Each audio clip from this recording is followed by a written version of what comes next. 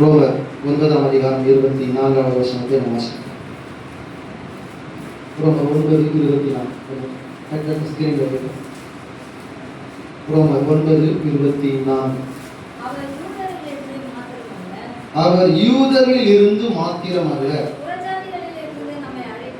கவனிக்க வேண்டும், இன்றைக்கு கர்த்தர் நம்மை அழைத்திருக்கிறார். எதற்காக அழைத்திருக்கிறார்? ஏன் அழைக்கப்பட்டிருக்கிறார்? கவனிமா, நம்முடைய அழைப்பு எதற்காக அழைக்கப்பட்டிருக்கிறோம்? அழைப்புல பல விதங்கள் இருக்கிறது. அல்லேலூயா. பலவிதமான காரியங்கள் உண்டு. சில பேரை கர்த்தர் அப்போஸ்தலர் அழைத்திருக்கிறார், தீர்க்கதரிசிகளை அழைத்திருக்கிறார், மெய்ப்பர்களை அழைத்திருக்கிறார், மிஷனரிகளை அழைத்திருக்கிறார், சிறுவர் ஊழியம் செய்ய அழைத்திருக்கிறார். இப்படி பலவிதமான அழைப்புகள் இருக்கிறது. ஆனா ஒரு விசுவாசியா தேவன் என்னையும் அழைத்திருக்கிறார். அல்லேலூயா. வேதம் சொல்லுகிறது, ஆரோனை போல ஒருவன் அழைக்கப்படாவிட்டால் ஒருவனும் இந்த கனமான ஊழியத்திற்கு தானாக ஏற்படுகிறது. அப்ப விசுவாசிகளாக தேவன் அழைத்தது நோக்கம் என்ன? விசுவாசியா இருக்கிற என்ன புற ஜாதியாரிலிருந்து அழைத்ததற்கான காரணம் என்ன? நான் எதற்காக அழைக்கப்பட்டேன்? அல்லேலூயா. இப்ப கல்யாணத்துக்கு இன்விடேஷன் கொடுப்பாங்க, பிறந்த நாளுக்கு இன்விடேஷன் கொடுப்பாங்க, சில சுப நிகழ்ச்சிகள் வீடு டெடிகேட் பண்றாங்க, இன்விடேஷன் கொடுக்குறாங்க. ஏன் இன்விடேஷன் கொடுக்குறாங்க சொல்லுங்க? எதுக்கு இன்விடேஷன் கொடுக்குறாங்க? நாம அந்த நிகழ்ச்சிக்கு வர வேண்டும் என்று அந்த காரியத்துக்காக நம்ம என்ன பண்றாங்க? அழைக்கிறாங்க. கானா ஒரு கல்யாணத்துக்கு இயேசுவும் அவருடைய சீஷர்கள் என்ன பண்ணாங்களா? அழைக்கப்பட்டிருந்தாங்க. கவனிக்கணும். இப்ப சொல்றாரு, புற ஜாதியாரிலிருந்து அழைத்தும் இருக்கிறார். அப்படிதான் இருக்குது. ஒரு வாசிங்க, அந்த லைன் மட்டும் வாசிங்க. அவர் யூதரில் இருந்து மாத்திரமல்ல. அல்லேலூயா, அல்லேலூயா. அப்போ புற ஜாதியாரில், நம்ம எல்லாம் புற ஜாதிகள், நன்றாய் புரிந்து கொள்ள வேண்டும். யூ ஆர் நாட் பியூர் யூதர்கள் கிடையாது. நீங்க நாம யார் கிடையாது? யூதர்கள் கிடையாது. ஆனா ஆவிக்குரிய யூதர்களாக, இஸ்ரவேலராக தேவனுடைய அழைப்பினால ஆண்டவர் நம்மை அழைத்ததனால மாற்றப்பட்டிருக்கிறோம். அல்லேலூயா. நீங்கள் நானும் மாம்சத்தின்படி யூதர்கள் கிடையாது. பிசாசோட பெரிய தந்திரம் இந்தியாவை பொறுத்த வரைக்கும் என்ன அப்படின்னு பாக்குறோம்னா, ஜனங்களுக்குள்ள பிரிவினைகளை உருவாக்கி வைத்திருக்கிறோம். ஜனங்களுக்கு என்ன பண்றாங்க? பிரிவினை உருவாக்கி வச்சிருக்கிறோம். இதனால ஜனங்கள் நன்மை செய்கிறவர்களை ஏற்றுக்கொள்ளாமல் போவதனால, பிரிந்து போகிறதுனால நிறைய பிரச்சனைகளை, அவங்க நன்மையை இழந்து போறாங்க. ஒரு ஆமென் சொல்லலாமா? இந்தியாவில் என்ன பிரிவினைகள் இருக்கு சொல்லுங்க பார்க்கலாம். இந்திய மக்களுக்குள்ள என்ன பிரிவினை இருக்குது?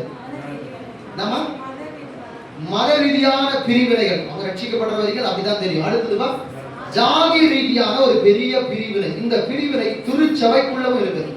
கவனிங்க, திருச்சபைக்குள்ளவும் இருக்குது. மொழி ரீதியாக பிரிக்கப்பட்டு இருக்கிறோம். எல்லாரும் ஒரே மொழி கத்துக்கிறது கஷ்டம். ஏன்னா இந்தியாவில் ஏறத்தாழ எழுத்து வடிவம் உள்ள மொழிகளை தவிர்த்து எழுத்துக்கள் அல்லாத மொழிகள் ஏராளமா இருக்கிறது. அதாவது பேச்சு வழக்கு மொழிகள்.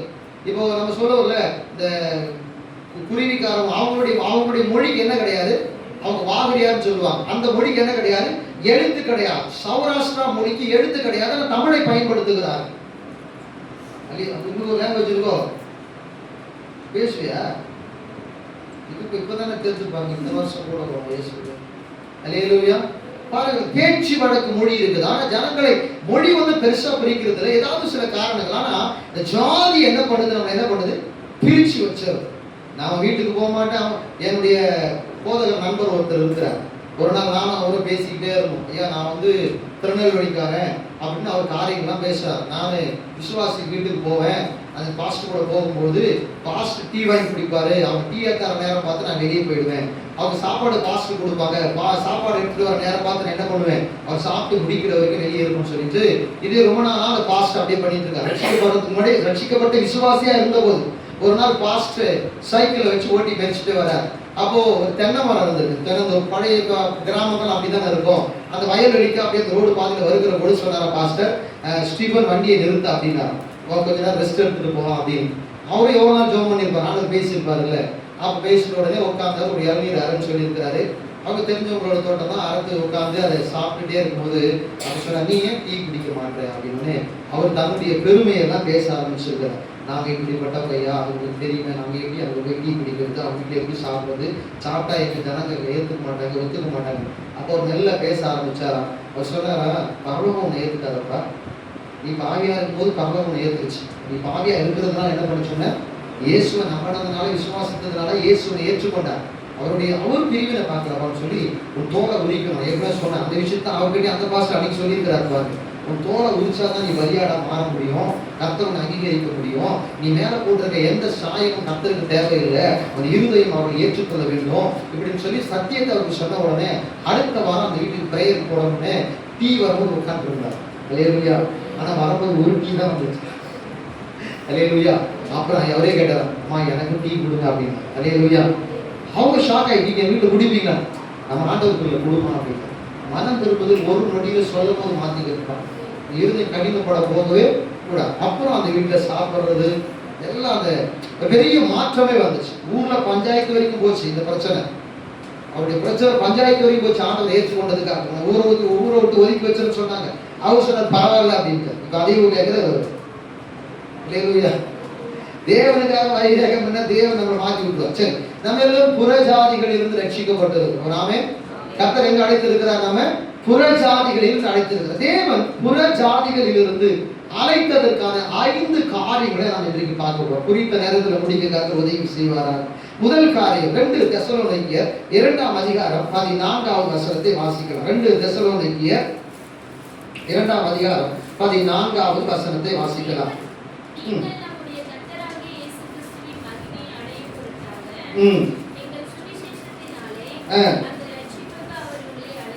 பாருங்க, முதல் காரியம் என்னை தேவன் ரட்சிக்கப்படும்படி அழைத்திருக்கிறார். பாவ மன்னிப்பை பெற்றுக் கொள்ளும்படி அழைத்திருக்கிறார். பாவத்திலிருந்து விடுதலை பெறும்படி அழைத்திருக்கிறார். முதல் காரியம் உங்களை ரட்சிக்கும்படி கர்த்தர் அழைத்திருக்கிறார். எதுக்கு அழைத்திருக்கிறார் ஆண்டவர்? தயவுசெய்து எழுதி வச்சுக்கோங்க. எழுதாம இருக்கிறது நல்லதும் இல்லை. பேனா இருந்தா கொஞ்சம் ஹெல்ப் பண்ணுங்க, கொடுத்து விடுங்க. எழுதி வைக்க தயவுசெய்து பேனா ஒரு நோட்டு ஒரு டைரி போட்டு எழுதி வைக்க கத்துக்கிறது. முதல் காரியமானது ரட்சிக்கும்படி கர்த்தர் அழைத்திருக்கிறார். அல்லேலூயா. இயேசுவை சொந்த இரட்சகராக ஏற்றுக்கொண்டு பாவ மன்னிப்பை பெற்று நாம் ரட்சிக்கப்படும்படி கர்த்தர் அழைத்திருக்கிறார். அப்போஸ்தலர் நடவடிக்கைகளை பார்க்கிறோம். அங்கே நீங்கள் உங்களை அந்த பிரபஞ்ச சொல்ல வசனம் சொல்லுது. 2ஆம் அதிகாரத்திலிருந்து வாசிக்கலாமா? 2ஆம் அதிகாரத்தை பாருங்க.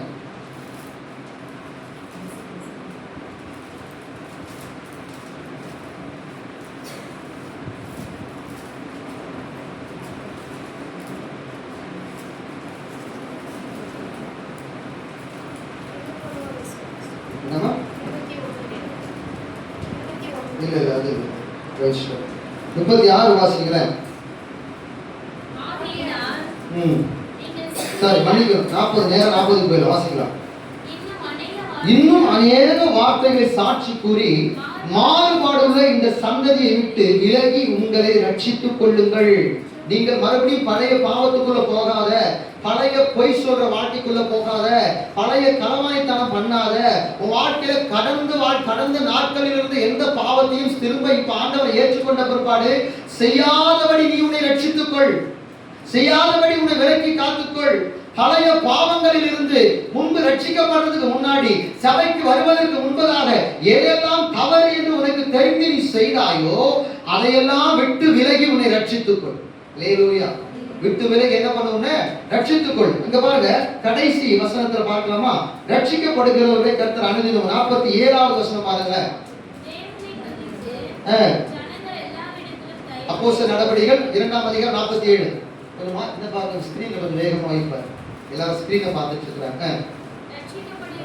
ரட்சிக்கப்படுகிறவர்களை கர்த்தர் அனுதினமும் சபையில் சேர்த்து கொண்டு வந்தார். நன்றாக கவனிக்க வேண்டும். உங்களை ஏன் ரட்சிப்புக்கு அழைத்திருக்கிறார் என்றால் நீ சபையில வரணும். இப்ப சொல்லப்பட்ட இனிமேல் சொல்லப்படும் சத்திய வசனங்களும் உன் வாழ்க்கையில் ஆசீர்வாதமா இருப்பதற்கான அனுகூலமான காரியங்களை கற்றுக்கொள்வதற்கும் பரலோகத்தை இழந்து விடக் கூடாது. அல்லேலூயா. வேதம் சொல்லுகிறது, பாவம் செய்கிற ஆத்துமா சாகும். ரோமர் 6:23 சொல்லுகிறது, பாவத்தின் சம்பளம் மரணம். பாவத்தின் சம்பளம் என்ன? மரணம். எசேக்கியேல கர்த்தர் சொல்றாரு, வசனங்களை சொல்ல நேரம் இல்லை, உங்களுக்கு குறிப்பா 5 வசனங்கள் சொல்ல போறேன், அவ்வளவுதான். பாவத்தின் சம்பளம் மரணம் என்று ரோமர் 6:23 சொல்கிறது. பாவம் செய்கிற ஆத்துமா சாகும். இந்த பாவ மரணத்திலிருந்து நீ விடுதலையாக்கும்படிதான் எபிரேயர்ல கர்த்தருடைய வார்த்தை சொல்கிறது, அவர் பிள்ளைகள் மாம்சத்தையும் இரத்தத்தையும் உடையவராய் இருக்கிறது போல அவரும் மாம்சத்தையும் இரத்தத்தையும் உடையவரானார். ஏன்? நீ அதிலிருந்து விடுதலையாக்கப்படும்படி. அல்லேலூயா. எசேக்கியேல் 18:20 சொல்லுகிறது, எழுதி வச்சுக்கோ. எசேக்கியேல் 18:20 சொல்லுகிறது, பாவம் செய்கிற ஆத்துமா சாகும். அல்லேலூயா, அல்லேலூயா. எபிரேயர்ல வசனங்களை சொல்றேன். எபிரேயர் 2:14 சொல்லுகிறது, பிள்ளைகள் மாம்சத்தையும் இரத்தத்தையும் உடையவராய் இருக்க அவரும் அவர்களைப் போல மாம்சத்தையும் இரத்தத்தையும் உடையவராய் மரணத்தின் அதிகாரியாக பிசாசானவரை தமது மரணத்தில் அழிக்கும்படிக்கு இந்த பூமிக்கு இறங்கி வந்தார். ஒரு பாவத்திலிருந்து விடுதலை பெறும்படி ஒரு பாவ மன்னிப்பை கர்த்தர் கொடுக்க விரும்புகிறார். நல்லா கவனிங்க. எந்த வீட்டுல பாவம் இருக்குதோ அந்த வீட்டுல சாபம் இருக்கும். பாவம் இருக்கிற வீட்டுல பிசாசு குடிகொண்டு இருப்பான். பாவம் இருக்கிற வீட்டுல பிசாசு, ஏகப்பட்ட பிசாசு உள்ள இருக்கும். அல்லேலூயா. பாஸ்டர், நான் பெருசா பாவம் பண்ணல, சின்னதா சொல்ற பொய் கூட பாவம் தான். பொய் சொன்னா உன் வாழ்க்கையை நீதான் காப்பாற்றணும். உண்மையை பேசுற கர்த்தர் உன் வாழ்க்கையை காப்பாற்றுவார். கையை தட்டி ஆண்டவரே, பொய்யினால உன்னை நீ நிறுத்த நினைத்தால் உன் வாழ்க்கை நரகமாய் மாறும். கர்த்தருக்கு பயந்து உண்மையா இருந்தனா உன் வாழ்க்கை ஆசீர்வாதமாய் மாறும். குடும்பம் ஆசீர்வாதமா இருப்பதுக்கு உண்மையை பேச போறியா, இல்ல பொய் சொல்லிப்பா? நிறைய பேர் பொய் சொல்லியே வாழ்ந்து பழகிட்டோம். பொய் சொல்லியே என்ன பண்றான்? தன்னை நல்லவ மாதிரி காட்டிக்க காமிச்சிட்டான். பொய் சொல்லியே தங்க நமக்கான வசனம் சொல்லுது, பாவங்களை மறைக்கிறவன் ஆண்டவர்கிட்ட சொல்லணும். இல்ல பாஸ்டர் கிட்ட சொல்லு, பாஸ்டர் விட முடியாத பாவத்தை குறித்து என்கிட்ட பேசு, நான் உங்களுக்கு ஆண்டவருடைய வார்த்தைகளை சொல்லுவேன், எப்படி விட்டு விட வேண்டும் என்பது, அதனுடைய தீவிரத்தை, அதனுடைய பாதிப்பை நான் உனக்கு சொல்லிக் கொடுக்க கர்த்தர் எனக்கு உதவி செய்வான். அல்லேலூயா, அல்லேலூயா. என்கிட்ட நீ பாவ மன்னிப்பு கேட்கணும் என்கிற எந்த அவசியம் கிடையாது. எனக்கு விரோதமா பேசி இருந்தா, என்ன காயப்படுத்தி இருந்தா, நீ என்கிட்ட பாவ மன்னிப்பு கேட்கணும். ஆண்டவர், பாஸ்டர் உங்களுக்கு விரோதமா அப்படி பேசிட்டு மனசுல அப்படி நினைச்சிட்டு என்ன மன்னிச்சிருங்க நேரா கேட்கணும். நீங்க மற்றவர்களுக்கு விரோதமாய் செய்திருந்தாலும் அவங்க கிட்ட மன்னிப்பு கேட்கணும். அல்லேலூயா. பாருங்க, முதல் காரியம் ரட்சிப்புக்கு அழைத்திருக்கிறார். ஏன் ரட்சிக்கப்பட வேண்டும்? ஒரே ஒரு வசனத்தை சொல்றேன். ரட்சிக்கப்படல, பாவம் நம்ம வாழ்க்கையில் இருந்தா நடக்காத நன்மை, எந்த நன்மையும் நடக்காது. ஏசாயா 59:1-2 வாசிக்கலாம். ஏசாயா 59:1-2.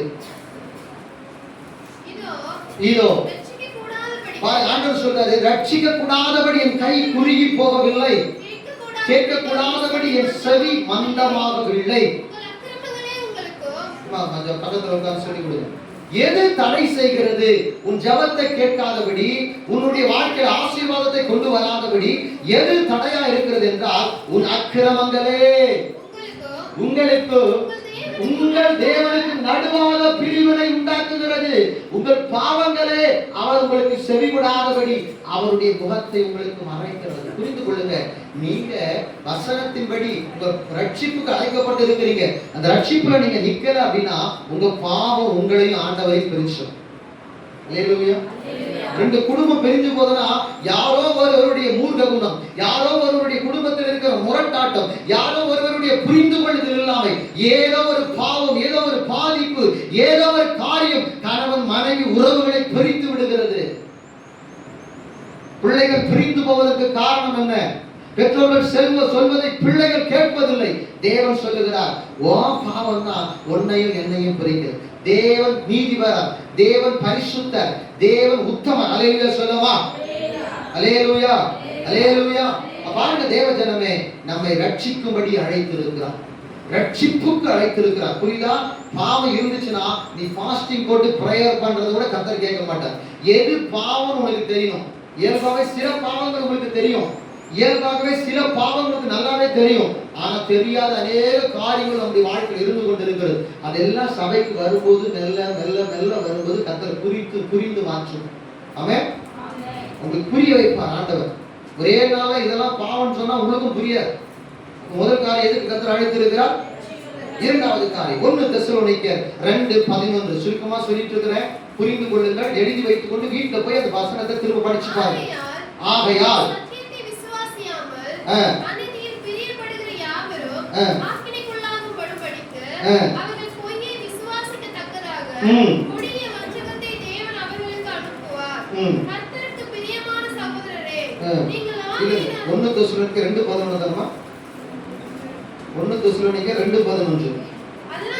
அல்லாமலும் கிறிஸ்துவை பற்றும் விருத்த சேதனம். அந்த இடத்துல ஞானஸ்தானத்தை குறித்து கர்த்தர் பேசுகிறார். மாம்ச பாவ சரீரத்தை கரைத்து விட்டதினால் அல்லேலூயா அல்லேலூயா அல்லேலூயா. கர்த்தர் நல்லவர். ஆமென் சொல்லலாமா? கர்த்தருடைய பரிசுத்த நாமம் மகிமைப்படுவதாக. அவனுக்கு 1 தெசலோனிக்கேயர்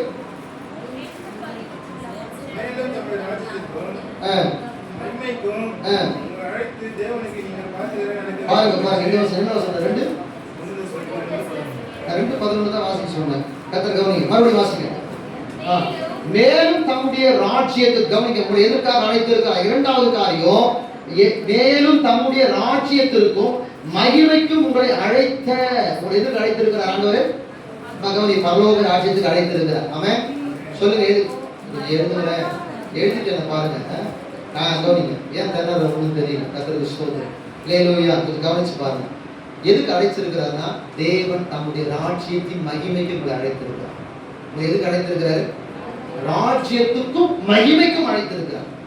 ஆண்டவர் உன்னை அழைச்சதோ, நீ வாழ்ந்த உலகத்துல நான் சொல்ற தேவ ஜனங்கள் தான் ஆசீர்வாதமா இருக்கும். நான் புரிஞ்சுக்கிட்ட ஒரு உண்மை, தேவ ஜனங்கள் செழிப்பா இருக்கும், தேவ ஜனங்கள் மகிழ்ச்சியா இருக்கும், தேவ ஜனங்கள் சந்தோஷமா இருக்கும். பாடுகள் இல்லைன்னு நான் சொல்ல மாட்டேன்.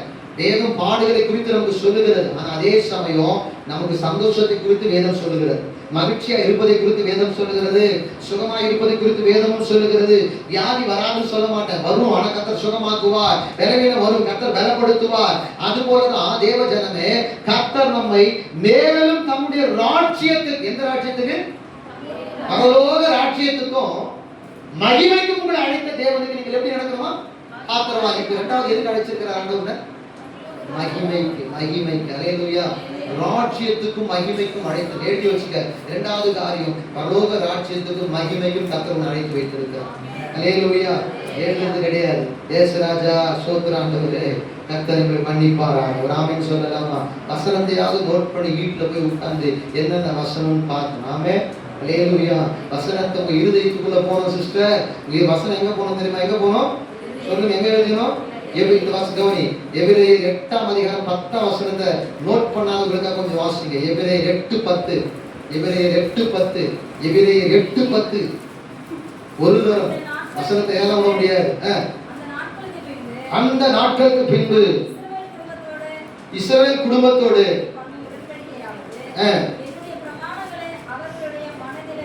பாருமா, பிரமாணங்கள் வார்த்தைகளை மனதில் வைத்து. எங்க இருக்கணும் வார்த்தை? இருதயத்தில். அதுக்கு முதல்ல எங்க இருக்கணும்? இது பேனாவில் எடுத்து பேப்பர்ல எழுதினாதான் இருதயத்துக்கு போய் சேரும். அது கொடுத்து கேட்கணும். பேப்பரை திருப்பிட்டு போறது இல்ல. இருதயத்துல எழுதணும். வசனம் இல்லைன்னா ஒரு ஆசீர்வாதம் வராது, ஒரு பிரச்சனை உன்னால பேஸ் பண்ண முடியாது. ஏன் இன்னைக்கு மறந்து அதை சொல்லு நீ எனக்கு. அல்லேலூயா. கர்த்தர் நல்லவர். அல்லேலூயா. சிதம்பரம்னு ஒரு வழி பண்ணி வச்சிருக்கு. கவனி. அல்லேலூயா. சிதம்பரம் ஒரு சர்வீஸ் கட் பண்ண வச்சதுனால ஒரு வழி பண்ணிருக்கு.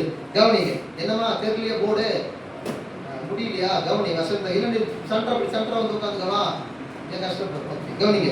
இன்னொரு வசனத்தோட வாசிக்கிறேன். நீதிமொழிகள் 3:3 வாசிங்க. வசனம் உள்ள போகணும் சிஸ்டர். டெய்லி பைபிள் படிக்கணும், டெய்லி ஜெபம் பண்ணணும். அப்பதான் உங்க வாழ்க்கை ஆசீர்வாதம் பெருகும். நீதிமொழிகள் 3:3 பாருங்க. கிருபையும் சத்தியமும் விட்டு விலகாது இருப்பதாக. வசனம் கழுத்தில் இருக்கணும். தங்க செயின் இருக்குதோ இல்லையோ அதை பத்தி எனக்கு கவலை கிடையாது.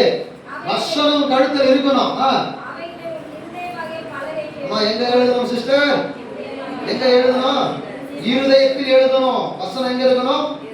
ஆமா. பாஸ்டிங் போறது முக்கியம் இல்ல, சபைக்கு வர்றது ரொம்ப முக்கியம். வேதம் அப்படிதான் சொல்லுது. சத்தியத்தை கேளாதபடி தன் செவியை விலக்குகிறவருடைய ஜெபம் அருவருப்பு. 6 நாள் வீட்டுல இருந்து ஜெபம் பண்றது தப்பு இல்ல. ஒரு நாள் சபைக்கு வந்து சத்தியத்தை கேட்கணும். சபையில எப்போதான் ஜெபம் நடக்குதா போது சத்தியத்தை கேட்கணும். நீ ஆசீர்வாதமா இருக்கணும். அதுதான். அல்லேலூயா. ஒரு ஜெபம் கேட்கப்படும். அதுக்குதான் சொல்றது. அல்லேலூயா. நல்ல வேளை தூக்கத்துல இருந்தவங்களை எழுப்பி விட்டு வந்து சேர்ந்துட்டாங்க. கர்த்தர் அவளை ஆசீர்வதிப்பாரா. அல்லேலூயா. இது வாரம் எழுப்புறது என் வேலையா? இயேசுராஜா அவங்களே உணர்வோடு எழுந்து கொள்வார்களா? கவனிங்க. இந்த வசனத்தை பாருங்க. 1 தெசலோனிக்கேயர் 2:11 சொல்லுகிறது. கர்த்தர் தம்முடைய ராஜ்யத்துக்கு மகிமைக்கும், கர்த்தர் தம்முடைய ராஜ்யத்துக்கு மகிமைக்கும். ஆண்டவர் எதுக்கு கால் பண்ணியிருக்கிறார்? உன்னை அவருடைய ராஜ்யத்துக்கும். சொல்லுங்க, எதுக்கு? ராஜ்யத்துக்கும் இப்ப நீ பாக்குறவனா நடக்கணும், அதான் ரொம்ப முக்கியம். பரலோகத்தை விட்டுறக்கூடாது.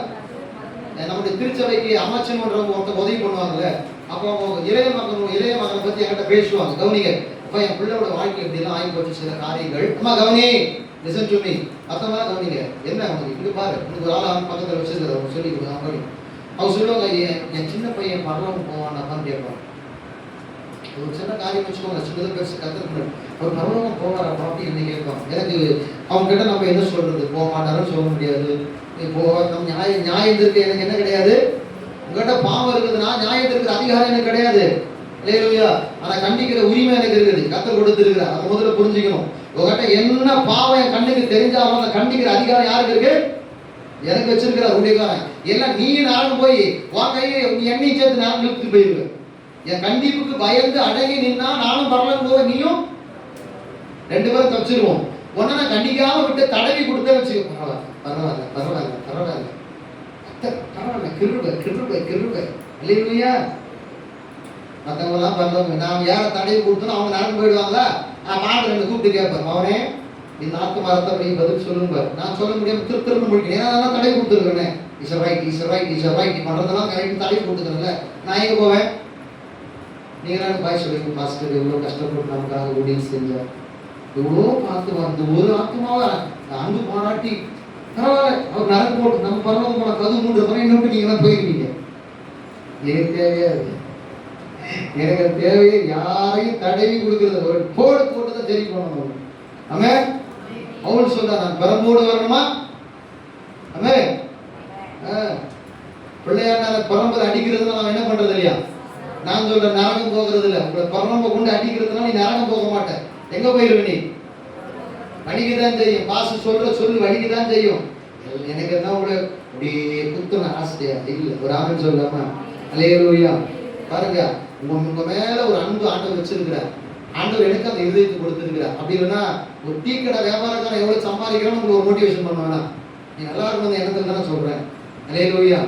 நல்லா புரிஞ்சுக்கணும். பாச தப்பா எடுக்கக்கூடாது. பாச சொல்ற எல்லா வார்த்தைக்கு முன்னாடி தேவனுடைய வார்த்தை, தேவனுடைய திட்டம் இருக்கு, நீ புரிஞ்சுக்கணும். நீ மாம்சமா கணக்கு போட்டு நாசமா போறதுக்கு நாள் கிடையாது. அல்லேலூயா. இங்க இருக்கிற யாராவது ஏதாவது பாவம் செய்றீங்கன்னா அவங்களுக்கு துணையே போக மாட்டேன். ஆமென். அப்படியே நீயும் சேத்துல மூழ்கிறா நான் உன்னை விட்டு ஏறிடுவேன். யாருக்கும் வர விட்டுருவேன். இரண்டாவது எதுக்கு அழைத்திருக்கிறார் ஆண்டவர்? பரலோக ராஜ்யத்துக்கு மகிமைக்கும் அழைத்திருக்கிறார். மூன்றாவது காரியம் 1 தெசலோனிக்கேயர் 4:7 வாசிக்கலாமா? 1 தெசலோனிக்கேயர். கவனிங்க, தேவன் நம்மை அசுத்தமான வாழ்க்கைக்கல்ல பரிசுத்தத்திற்கு அழைத்திருக்கிறார். எதுக்கு அழைத்திருக்கிறார்? பரிசுத்தமாய் வாழ்வதற்கு அழைத்திருக்கிறார். உலகத்தில் இருக்கிற எல்லா பாவத்தையும் செய்ய முடியாது. பாவம் எதெல்லாம் இருக்குதோ அந்த பாவங்களை நீ செய்யக்கூடாது, விலகி இருக்கணும். அவன் பொட்டு வச்சுக்கிற பாஸ்டர். இப்போ ஒரு சமீபத்தில் ஒரு நியூஸ் ஒன்று கேள்விப்பட்டேன். ஒரு ஃபேஸ் கிரீம் அப்ளை பண்ண 16 பேர், குறிப்பிட்ட அந்த டிஸ்ட்ரிக்ட்ல ஆன்லைன்ல ஆர்டர் பண்ணி ஃபேஸ் கிரீம் அப்ளை பண்ண 16 பேர்ல அதை ஒருத்தமே கண்டுபிடிச்சிருக்கிறான். 16 பேருக்குமே கிட்னி ஃபெயிலியர் ஆயிடுச்சு. என்ன ஃபெயிலியர் ஆயிடுச்சு? ஏன்னா அந்த ஃபேஸ் கிரீம்ல அது மெர்க்குரி, பாதரசம் அதிகமா நீங்க பயன்படுத்துற ஃபேஸ் கிரீம்ல பாதரசம் கலந்து இருக்குது. எல்லாம் புரிஞ்சுக்கணும். நீ கருப்பா இருந்தா அப்படியே இருந்துடணும். நான் கர்த்தருக்கு ஸ்தோத்திரம். அல்லேலூயா.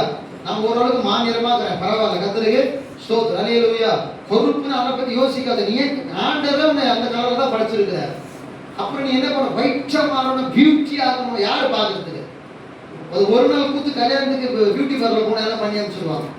அல்லேலூயா. அவங்கள ஒரு கல்யாண மாப்பிள்ளை டெஸ்ட் பண்ணி பார்த்துருக்க, பாடியில சேஞ்சஸ் வந்த உடனே கிட்னி அவுட். என்ன அவுட்டு? கிட்னி சட்னியா போயிடுச்சு. கவனமா இருக்கணும். தேவன் உன்னை புறம்பான அலங்காரத்துக்கு அழைக்கல. நீ வந்து இஷ்டம் போல வாழ்வதற்கு அழைக்கல. நீ செய்கிற எந்த பாவத்தையும், மற்றவங்க செய்கிற எந்த பாவத்தையும் நீ செய்யலாம் அப்படின்னு உனக்கு யாராவது சொன்னா பிசாசு நீ மனசுல வச்சுக்கணும். அதுக்குள்ள போக கர்த்தர் உன்னை அழைக்கல. தேவன் நம்மை அசுத்தத்திற்கல்ல பரிசுத்தத்திற்கு. மூன்றாவது எதுக்கு அழைத்திருக்கிறார்? வாயிலிருந்து கெட்ட வார்த்தை வரக்கூடாது, சின்னதா ஒரு பொய் சொல்லக்கூடாது, காரியங்களை மறைக்க கூடாது. அல்லேலூயா. தேவன் இருதயங்களை ஆராய்ந்து பார்க்கிறார். ஆமென். குடும்பத்தில் இருக்கிற எல்லார்கிட்ட உண்மையா இருக்கணும். ஆமென். சபையில ஒவ்வொரு விசுவாசியும் கர்த்தருக்கு முன்பதாக உண்மையா இருக்கணும். உன்னுடைய சம்பாதிக்கிற 10ல ஒரு பங்கு கர்த்தருக்கு உண்மையா கொடுக்கணும். கலாத்தியர் 6:6 படி முடிந்தா சகல நன்மைகளை நீ அனுபவிக்கிற நன்மைகளை பகிர்ந்து கொடுக்கணும். அல்லேலூயா. என் நன்மைக்காக இல்ல, உங்க ஆசீர்வாதத்துக்காக. அல்லேலூயா, அல்லேலூயா. இந்த பிரசங்கத்தை கேட்டு எத்தனை பேர் சூப்பர் மார்க்கெட் போனீங்கன்னு தெரியல, ஆனா ஒரு நன்மையும் காணும். அல்லேலூயா. உங்களை எதிர்பார்த்து நான் வாழவில்லை, கர்த்தரை எதிர்பார்த்து வாழ. அல்லேலூயா. உன் ஆசீர்வாதத்துக்கு வழி சொல்ல. சரி, ஓகே, அந்த மேட்டர் கொடுவோம். சொல்ற கர்த்தர் பரிசுத்தத்திற்கு அழைத்திருக்கிறார். எதுக்கு அழைத்திருக்கிறார்? முன்பு செய்த எந்த பாவத்தையும் இப்ப செய்யக்கூடாது. முன்பு வாழ்ந்த வாழ்க்கையை வாழக்கூடாது. முன்பு இருந்த காரியங்களை நம்ம தொடவிட கூடாது. எதுக்கு அழைச்சிருக்கிறாரு? எதுக்கு அழைச்சிருக்கிறாரு? சரி, முதல் காரியம் எதுக்கு அழைச்சார் ஆண்டவர்? சொல்லுங்க, எதுக்கு அழைச்சிருக்கிறாரு? சொல்லுங்க. ரட்சிப்புக்கு அழைத்திருக்கிறார். இரண்டாவது எதுக்கு அழைத்திருக்கிறார்? பரலோக ராஜ்யத்துக்கும் மகிமைக்கும் அழைத்திருக்கிறார். மூன்றாவது எதுக்கு அழைத்திருக்கிறார்? பரிசுத்தத்துக்கு அழைத்திருக்கிறார். பேதுரு சொல்லும்போது சொல்றார், 1 பேதுருல உங்களை அழைக்கிறவர் பரிசுத்த. வாசிக்கலாமா? 1 பேதுரு 1ஆம் அதிகாரம்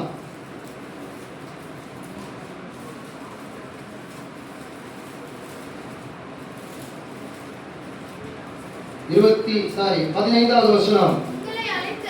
உங்களை அழைத்தவர் பரிசுத்தராய் இருக்கிறவர். தயவுசெய்து கவனிக்கணும்.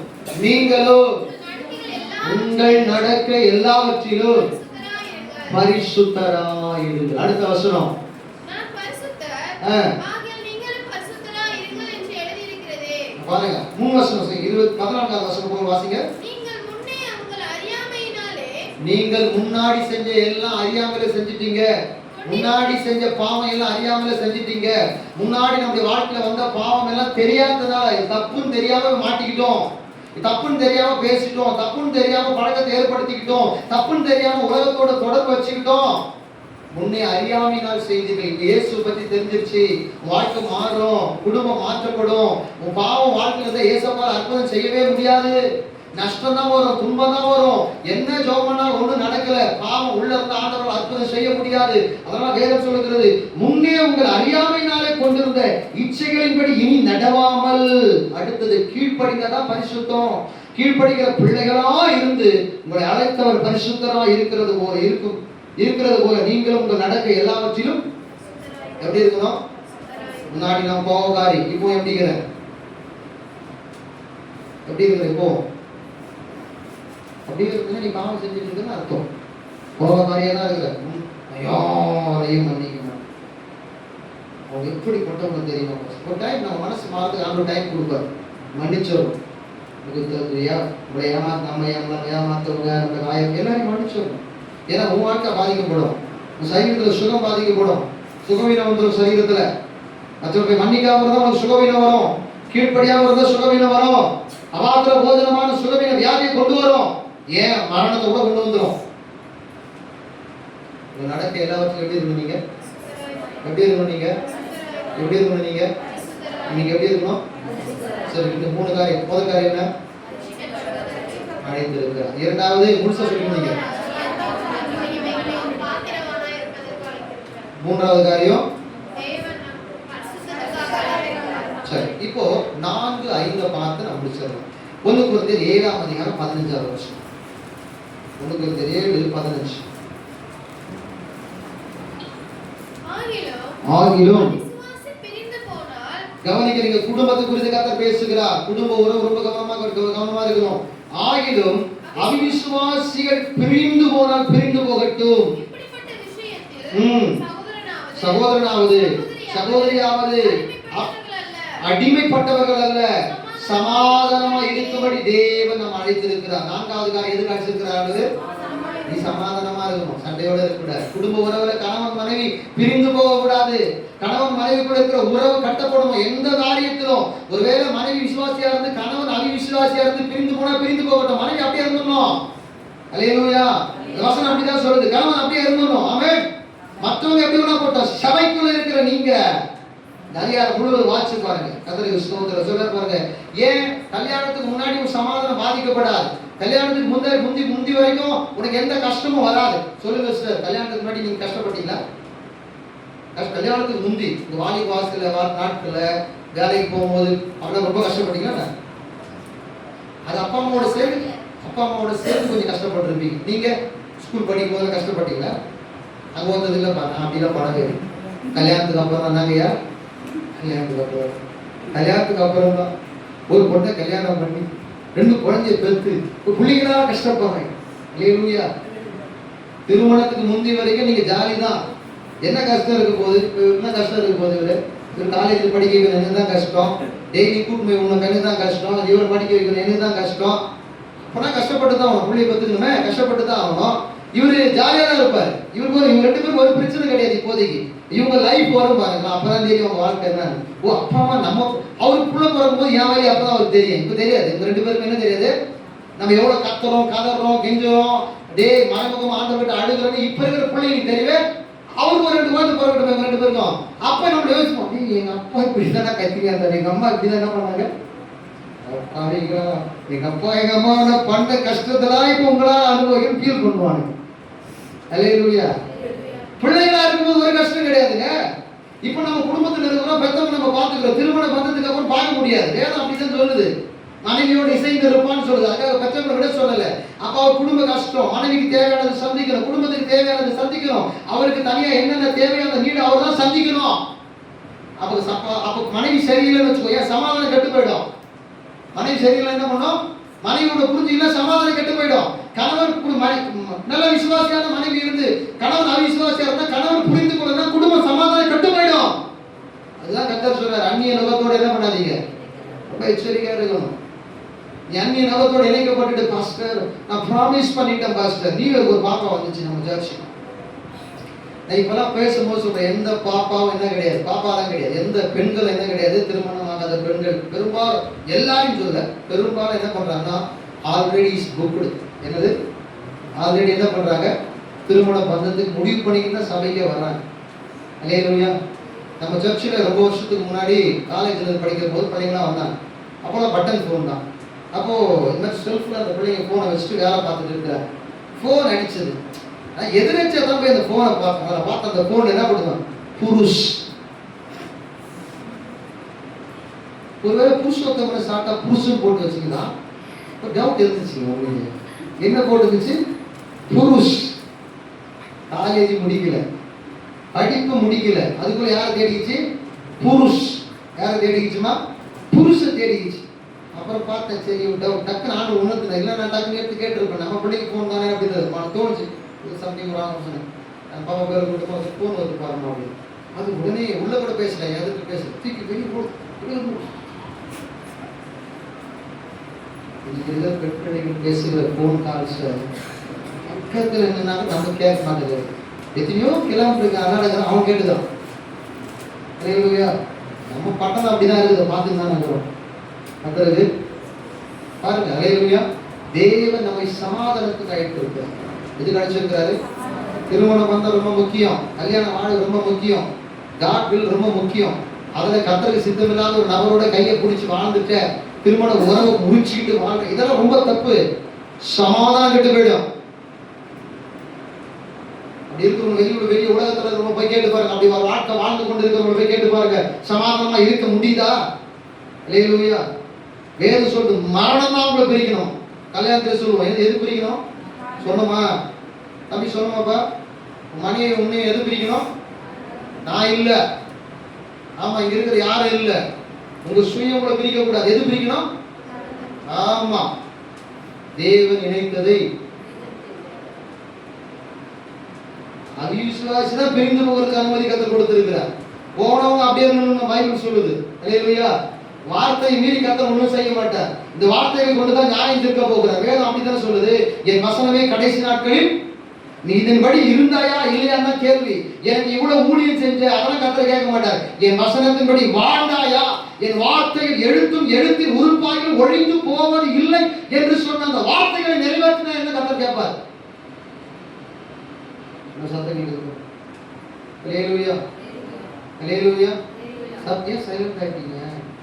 நம்மள சமாதானத்துக்கு அழைக்கிறது. பக்கத்துல பார்த்து சொல்லுங்க, ஏன் சைலண்ட் ஆயிட்டோம்? அந்த வார்த்தை கருங்க, நான் சமாதானத்துக்கு அழைக்கிறது. சொல்லுப்பா, சொல்லு. நான் இந்தியில என்ன மாதிரி சமாதானத்துக்கு? பீஸ் பீஸ், சமாதானம், சாந்தி உதேகா. ஓகே, சாந்தி உதேகா கரெக்டா? சாந்தி போதேகா. ஓ பகையில பக்கத்துல பார்த்து சொல்லு, சாந்தி போதேகா. சத்தமா சாந்தி போதேகா. हमारा परमेश्वर काल काल என்ன காலிங் தான் இங்கிலீஷ்ல काल காலிங் காலிங் देखा वा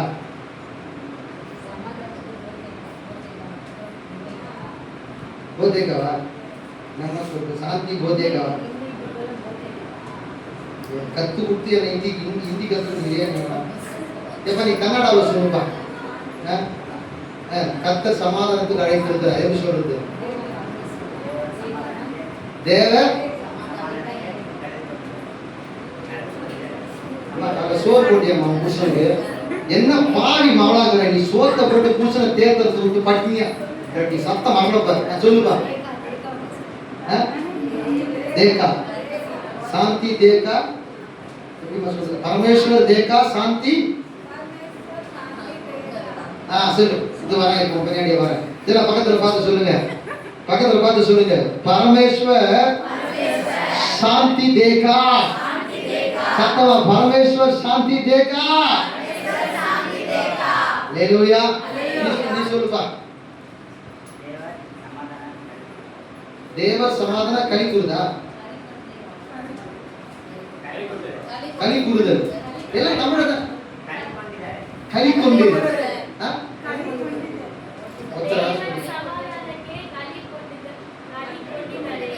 கலி கொண்டுதலே. கரெக்டா? கலி கொண்டு தலே, கலி கொண்டுதலே. ஹalleluya.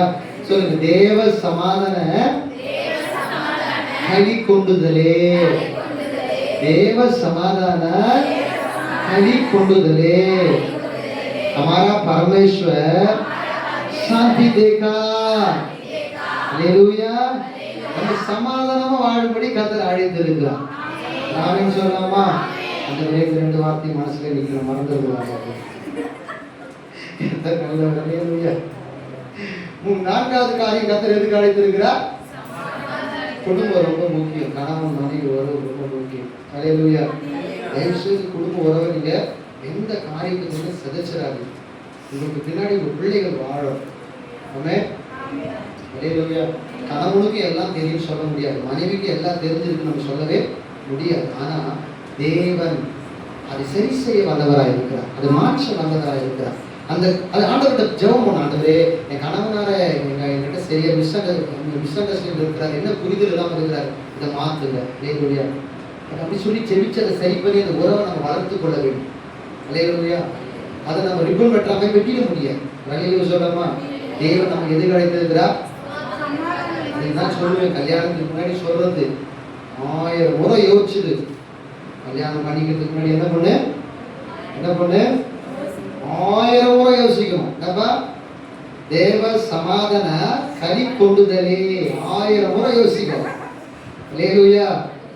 ஒரு கயிறு அப்படி கட்டிட்டுன்னு வச்சுக்கோ, no chance. Hallelujah. No chance. Hallelujah. அவ்வளவுதான், குச்சதான் விடவே கூடாது. நம்ம சோறு மனுஷன் உடம்பு சத்தமே வரலப்ப ஒழுங்காச்சு. அப்புறம் விசாரி தேவ சமாதான கலி கொண்டுதலே. ராமே हमारा परमेश्वर शांति देखो சொல்ல மாட்டீங்களே? हालेलुया. यीशु मसीह का यीशु मसीह का शांति देखो भैया, शांत हो, देखो नहीं शांति देगा शांति देगा. हालेलुया.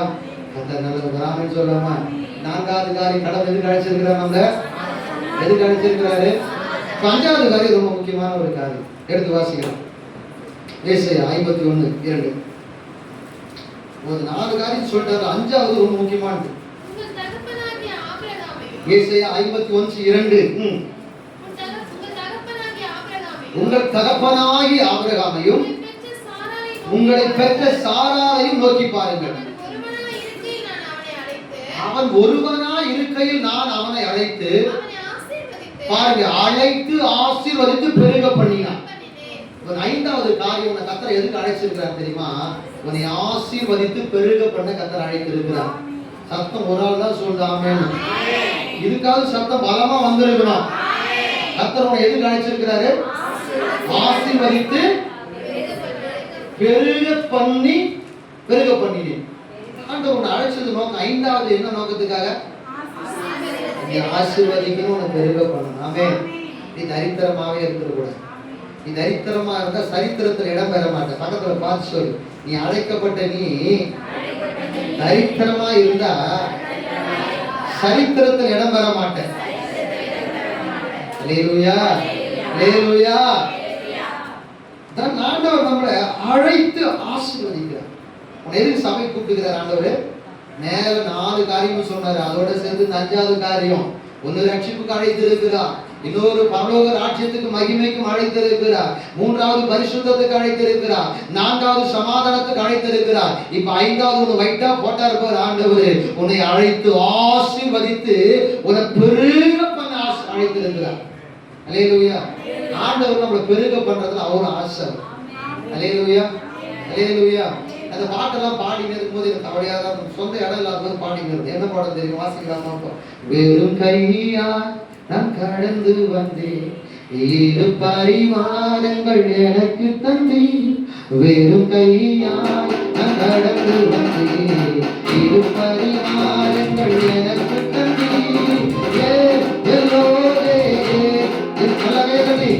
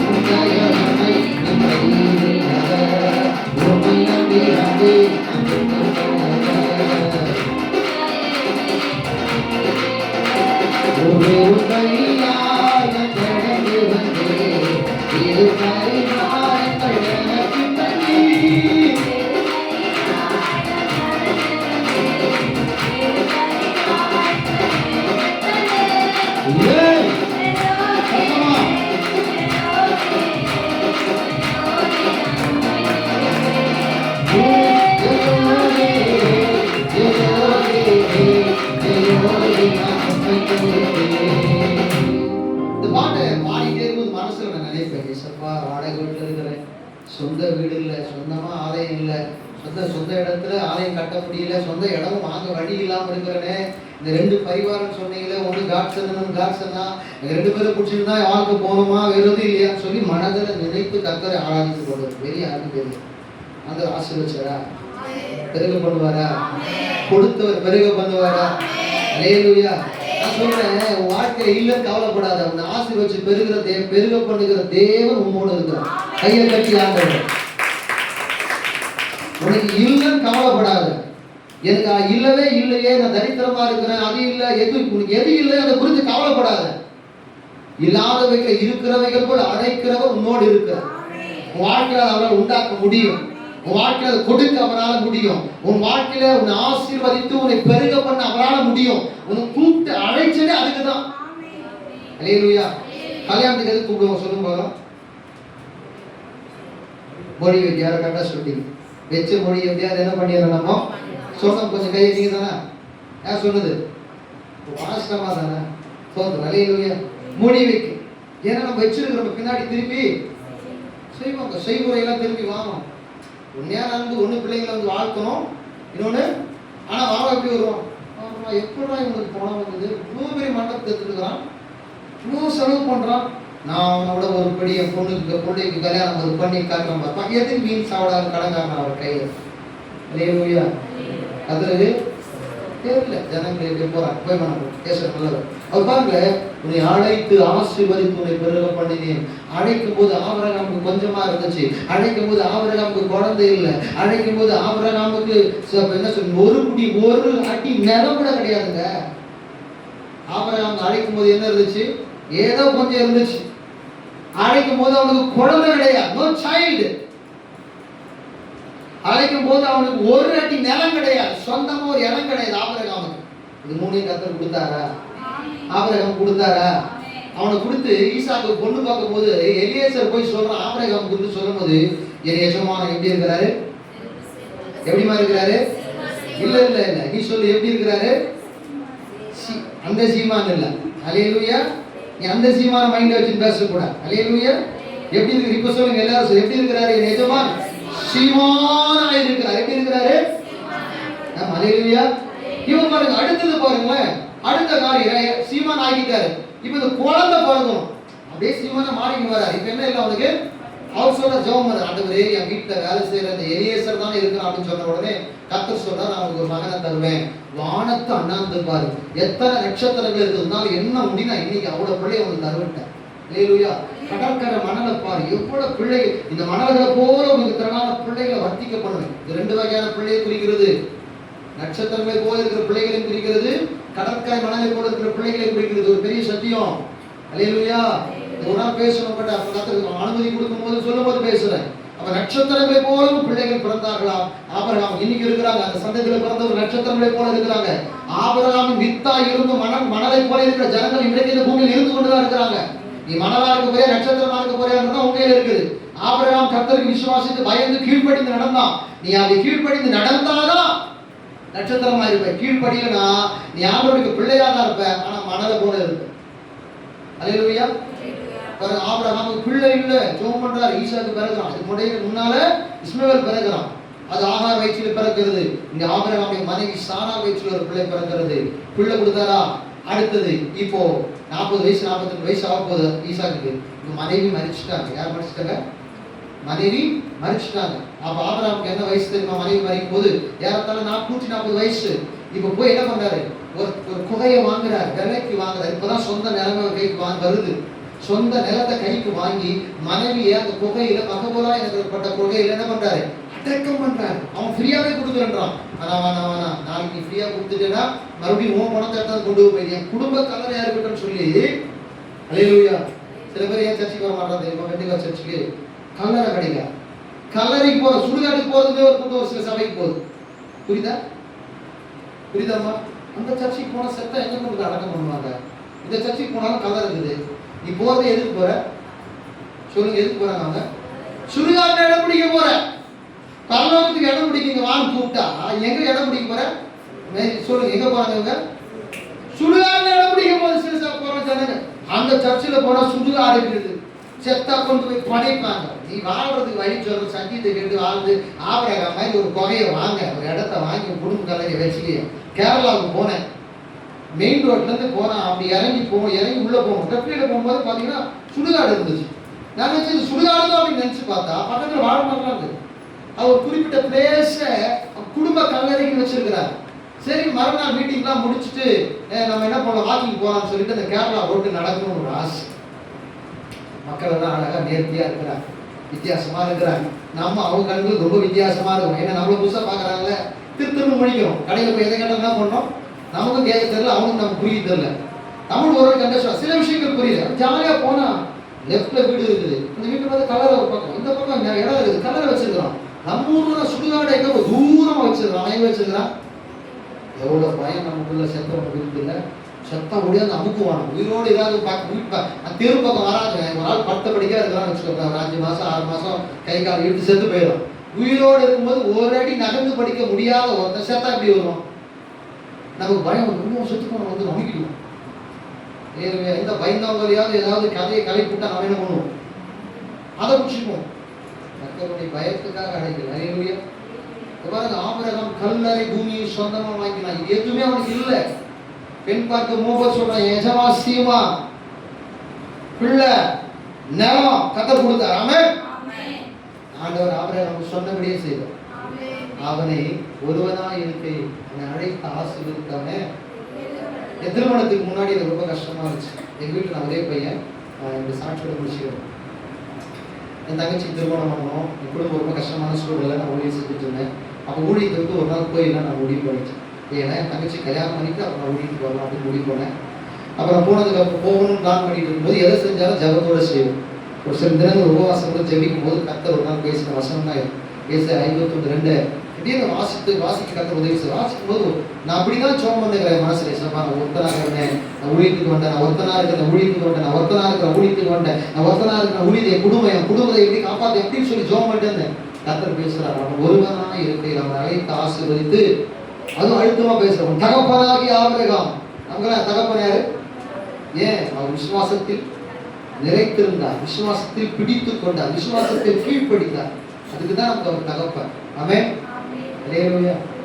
எக்ஸாம்பிள் சொல்லும் போது கூட சொல்றாரு, மரித்து போன அந்த பருக்கள் நிறைந்த லாசர் யார் மடியில வச்சிருந்தாரு? ஆபிரகாமின் மடி, பிதாவின் மடி. அப்ப நமக்கு தகப்பன் யாரு? ஆபிரகாமை போல மாத்திக்கணும் அப்படின்றார். அப்ப கவனிக்கணும், கர்த்தர் அவனை ஆசீர்வதித்து அவனை பெருகணும். உனக்கு செய்வாரா செய்ய மாட்டார்? செய்வாரா செய்ய மாட்டார்? சொல்லுங்க, செய்வாரா சத்தமா? உன்னை ஆசீர்வதிப்பாரா? பெருக பண்ணுவாரா? உனக்கு எது இல்லையா தருவாரா தரமாட்டாரா? தருவார். அல்லேலூயா, அல்லேலூயா. நமக்கு தேவன் இதெல்லாம் செய்ய ரெடியா இருக்கிறார். நாம ஜாக்கிரதையா இருக்கோம். 2 வசனங்கள் சொல்ல போறோம். கலாத்தியர் 1ஆம் அதிகாரம் 6ஆம் வசனம். கலாத்தியர் 1:6. உங்களை கிறிஸ்துவின் கிருபையினாலே அழைத்தவரை நீங்கள் இவ்வளவு சீக்கிரமாய் விட்டு வேறொரு சுவிசேஷத்திற்கு திரும்புகிறதை பற்றி நான் ஆச்சரியப்படுகிறேன். நீங்க சத்தியத்துக்கு நிலைச்சிருக்கணும். சத்தியத்தை என்ன பண்ணணும்? அந்த அழைப்புல நிலைத்து இருக்கணும். நீ கிறிஸ்துவின் சுவிசேஷத்தை விட்டு இப்ப யாராவது வந்து உங்களுக்கு சொல்லுவான், இப்படி எங்க சர்ச்சு பாத்தீங்கன்னா பெரிய சர்ச். கவனிங்க, நமக்கு நம்மளை குறித்து நம்ம பார்க்கும்போது மற்றவங்களோட சபை சின்ன சபை தான். கவனிங்க, அவங்க சொல்லுவாங்க, எங்க சர்ச்சு பத்தியா எவ்வளவு பெரிய சர்ச்சு, நீ சர்ச்சை பார்த்து போகணுமா இயேசு பார்த்து போகணுமா? அல்லேலூயா. நம்ம இப்படி இருக்கிறோம் அப்படி இருக்கிறோம், நாங்க ஆதிகால சபை, அதெல்லாம் ஒன்றும் கிடையாது. ஆமென். கர்த்தர் ஒவ்வொன்றையும் ஒவ்வொரு காலத்தில் உருவாக்கி கொண்டு வருகிறார். ஆமென். நீங்க இருக்கிற திருச்சபைகள் பார்த்தா ஒரு நாத்துல இருக்கும், அது கொல்லமோடா இருந்திருக்கிறோம், காணிக்காடா இருந்திருக்கிறோம், முள்வேலியா தான் இருந்திருக்கும், அது சின்னதாக தான் இருந்திருக்கிறோம். அல்லேலூயா. தென்னையில ஒரு திருச்சபை இருக்கிறது, மெயின் ரோட்ல இருக்கும் அந்த சர்ச்சை. நான் பார்த்துருக்கேன் சின்ன வயசுல. ஃபர்ஸ்ட் 10க்கு 10 ஒரு கூரை. என்ன கூரை? 10க்கு 10 கூரை. சில ஆண்டுகள் கழித்து பார்த்தா பின்னாடி 10க்கு 10 வளர்ந்து, இப்படியே 10 வளர்ந்து இன்னைக்கு கட்டடமா மாறிடுச்சு. அன்னைக்கு ஓரப்பட்டா வந்த சபை. சபை என்றைக்கும் வளரும். ஆமென். நீ வளர்ந்து சபைக்கு வா. சில குழப்பமான பர்சன், ஒரு பொண்ணை நம்ம சர்ச்சிலிருந்து கல்யாணம் பண்ணி கொடுத்தோம். அந்த மாப்பிள்ளை கேட்டான், என்ன வீட்டுல சபை நடத்துறாங்க, இதெல்லாம் சர்ச்சா அப்படின்னு கேட்டான். பைபிள்ல சொல்லுது, உன் வீட்டிலே கூடி வருகிற சபையை வாழ்த்து. அல்லேலூயா. ஆரம்பகால சபை எங்க நடந்திருக்குது? சத்தியம் தெரியாதவன், இயேசு தெரியுது, திருவிருந்து எடுக்கிறான், ஞானஸ்தானம் எடுத்திருக்கிறான், திருவிருந்து எடுக்கிறான், சபைக்கு போறான், அவர்களுக்கே சத்தியம் தெரியல. ஆரம்பகால திருச்சபை எங்க இருந்தது? அல்லேலூயா. எங்க இருந்துச்சுமா? வீட்டுல தான் ஆரம்பிச்சாங்க சர்ச்சை. எனக்கு ஒண்ணுமே புரியல. எங்க வீட்டுக்காரர் இப்படி பேசுறாரு பாஸ்டர், எது பாஸ்டர் மாட்ட சொல்லிட்டு என்கிட்ட சொல்லு. அப்புறம் 2-3 வசனத்தை காமிச்சேன். சபையில தான், சபை வீட்டுல தான் நடந்திருக்குது. ஆரம்ப காலத்துல சபை எங்க நடந்தது? ஆரம்ப காலத்துல வீட்டுல தான் நடந்துச்சு. புளியாமரத்தடியில் நடந்துச்சு. எங்க நடக்குது அங்க நடந்துச்சு. சபையை கர்த்தர் கட்டுவார். சபை நம்ம ஜெபிக்க சபை பெருசா ஆத்துமாக்கள் வரும். அது மேல உனக்கு கேவலம் தெரியல. மத்தவங்க இப்படி சொல்றாங்க, ஏதோ சர்ச் மீட்டிங் போவாத. என் நாலேஜ் இல்லாம வேற சர்ச்சுக்கு நீ போவாத. என் நாலேஜ் இல்லாம, நான் சொல்லாம, என் பர்மிஷன் இல்லாம வேற எங்கேயும் போய் நீ வம்ப வளர்த்து ஆத்துமாவை நீ கெடுத்துக்காத. நீ அப்படி போறேன்னா நீ நரம்புன்னு அர்த்தம். கையில அடங்கி இருக்க உன்னால முடியலன்னு அர்த்தம். 1000 பிசாசு உன்னை கொக்கி போட்ட இழுக்க பார்ப்பான். உங்க திறமையை பாராட்டி பேசுவான், உன் அறிவு கூர்மையை குறித்து மெச்சுப்பட்டு பேசுவான். ஆனா உன்னை வளர்க்குற எனக்கு தான் தெரியும் நீ எந்த இடத்துல மிஸ்டேக் பண்ணிட்டு இருக்கிற அப்படின்னு. உண்மைதானே ஜெயபிரியா? உன்னை வளர்க்குற எனக்கு தானே தெரியும் உங்ககிட்ட என்ன குணம் இருக்குது, எது குடிக்க தேவையா இருக்குது, தெரியுமா தெரியாது? உன்னை கெடுத்து விட்டுருவான். ஜாக்கிரதையா இருக்கும். உன்னை சுவிசேஷத்திற்கு அழைத்திருக்கிறார். இயேசு எதற்காக அழைத்து இங்கே வைத்திருக்கிறாரோ, ஒரு நல்ல நோக்கத்துக்காக உங்களை வச்சிருக்கிறார். விட்டு போயிடக்கூடாது. யார் என்ன சொன்னாலும் உன் சர்ச்சுன்னு ஒரு வைராகியம் இருக்கணும், உங்க பாஸ்டர்னு ஒரு வைராகியம் இருக்கணும். ஆமென். அல்லேலூயா. இந்த பட்டணத்தினுடைய இதயம் நம்முடைய திருச்சபை. கைகளை தட்டி ஆண்டவரே, நான் ஆண்டவருக்கு அப்படிதான் பேசுறோம் தினமும். இந்த சபை ஆண்டவரே உங்களுடைய இதயமாய் மாறி துடிக்கணும். இந்த பட்டணத்துக்காக துடித்து ஜெபிக்கிற ஒரு சபையா, இந்த பட்டணத்தை உமாண்டல கொண்டு வருகிற சபையா இருக்கணும். அல்லேலூயா. இந்த பட்டணத்தோட வீடியோஸ் மாத்திரமா சொல்லு, ஜோம் பண்ணி மாத்திரலாம். அல்லேலூயா. ஏற்கனவே ஒயின் ஷாப்லாம் பட்டணத்துல தூக்கி போட்ட சபை நம்ம சபை. கையை தட்டி ஆண்டவரே, சவுண்ட்ல இருந்த பூரா அடிச்சு நான் ஜோம் பண்ணி இருக்கிறேன். பார்க்கும்போது இயேசுவே இந்த பட்டணத்தை நடுவுல இருந்து இந்த பசங்களை கெடுக்குது. இந்த பட்டணத்தை நடுவுல இருந்தது பட்டணத்துல இருக்கிற வாலிபர்கள் ஈஸியா வருமானத்தை வாங்கி பிடிக்கிறான். வாழ்க்கை ஆண்டவர் எல்லையை விட்டு அப்புறப்படுத்துங்க. ஒரு மனுஷனை கர்த்தர் காமிச்சார் எனக்கு. இந்த மனுஷன் இந்த மாவட்டம் கட்டுக்கூட, இந்த மனுஷன் இந்த மாவட்டத்துக்கு வெளியே போகணும், ஜோம் பண்ண அப்படி சொன்னார் என்கிட்ட. நான் ஜெபிக்க ஆரம்பிச்சேன். கர்த்தர் இந்த மாவட்டத்தில் இல்லை. கையை தட்டி, நல்லா கையை தட்டி. முதல்ல பட்டு ஜெபம் பண்ண இயேசுவே வெளியே போய் ஜெபம் பண்ணேன். இந்த வாலாஜாபாத்ல இருந்து கர்த்தர் வேற ஊருக்கு காமிச்சார். அங்கிருந்து ஆண்டவர் செங்கல்பட்டு காமிச்சார். செங்கல்பட்டு இருந்து எங்க இருக்கிறார் எனக்கு தெரியும். ஆனா இங்கே இல்லை. இந்த ஜெபத்தை கர்த்தர் அப்படி கேட்பார். ஆமென். இந்த பட்டணத்தின் அழிவை தடுக்கும்படி கர்த்தர் நம்ம வைத்திருக்கிறார். யார் எப்படியோ தெரியாது. நம்முடைய சபை வைராக்கியமான சபையா நிற்கும். ஆமென். நீ ஆபிரகாமுக்குள் அழைக்கப்பட்டது மறந்து போயிடக்கூடாது. கர்த்தரை ஆசீர்வதிக்கும் பெருக பண்ணும் கர்த்தர் அழைத்திருக்கிறார் மறந்து போக கூடாது. வேற சுவிசேஷத்துக்கு ஓடிக்கூடாது.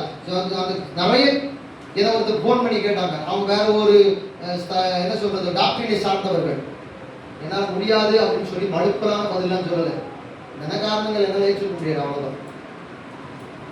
உங்களை மயக்குகிறவன், உங்களை கலக்குகிறவன். அல்லேலூயா. ஒரு வசனம் கூட ஒண்ணு பாருங்க. கலாத்தியர் 5:12 வாசிங்க. கலாத்தியர் 5:12. உங்களை கெடுக்கிறவங்க கை கொண்டு போனால் உங்களை ஒரு சர்ச்சுக்கு போயிட்டு இருக்கிற உன்னை போய் நான் வேற சபைக்கு போற ஆளை யாரும் கூட்ட சொல்லல. உங்களை ஒரு சபைக்கு வந்துட்டு இருக்கிற உன்னை எவனா கூப்பிட்டு உன்னை கெடுக்கிறான் அப்படின்னா அவன் கூப்பிடறவன கெடுக்க கூப்பிடறன்னு அர்த்தம். நான் ஜெபம் பண்ண வேண்டியது, ஆண்டவரே உங்களை கலக்குகிற ஒரு கை கொண்டு போனால் நலமாயிரும். மோசமான சத்தியத்துக்கு மோசமான காரியங்களை செய்கிற அல்லது உபதேசத்துக்கு சத்தியத்துக்கு மாறான காரியங்களை செய்கிற இடங்களுக்கு நீ போகக்கூடாது. அல்லேலூயா, அல்லேலூயா. பாருங்க கலாத்தியர் 1:6 அப்படிதான் சொல்லுது. சுவிசேஷத்திற்கு அழைத்தவர். எங்க அழைச்சாங்க? நெல்லு. எப்படி கேட்டு ரட்சிக்கப்பட்டு அப்படியே நெல்லு.